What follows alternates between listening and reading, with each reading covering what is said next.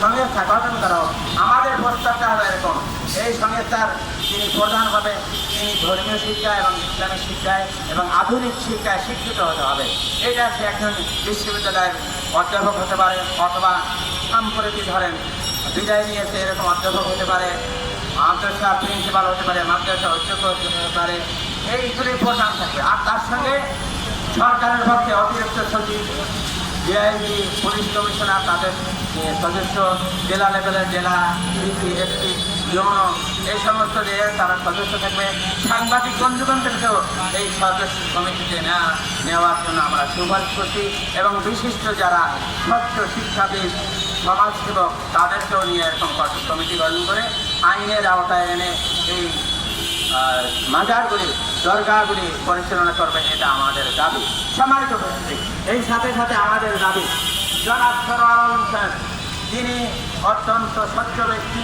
আমরা দেখছেন কয়েকদিন আগে মাননীয় প্রধানমন্ত্রী সিলেটে সফরে গেছিলেন, উনি কিন্তু স্পেশালভাবে সরওয়ার আলম সাহেবের সঙ্গে কথা বলেছেন। আপনার সাংবাদিক বন্ধুগণ, আপনাদের মাঝে আমরা দেখেছি, উনি কিন্তু ওইখানে মনে রেখেছেন যে এই সরওয়ার আলম সাহেব অত্যন্ত দক্ষ এবং সংগঠন আমাদের স্বচ্ছ মানুষ।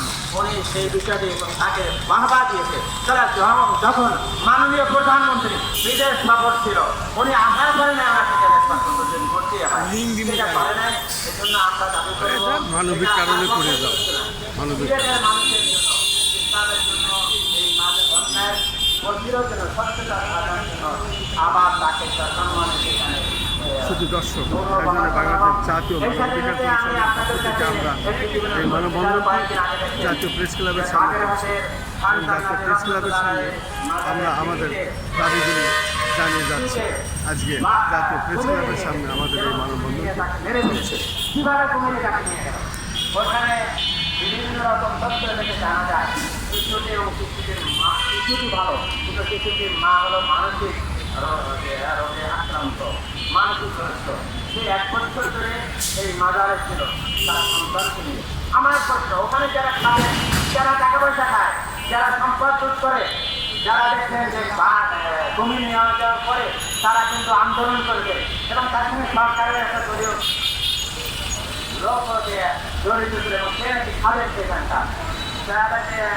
তারা কি করেছে, 1 বছর একটি মানুষ রোগাগ্রস্ত অবস্থায় মাজারে পড়ে বসলো, মানুষ তার কেন চিকিৎসা হলো না, তাকে কেন যে পুনর্বাসন করা হলো না?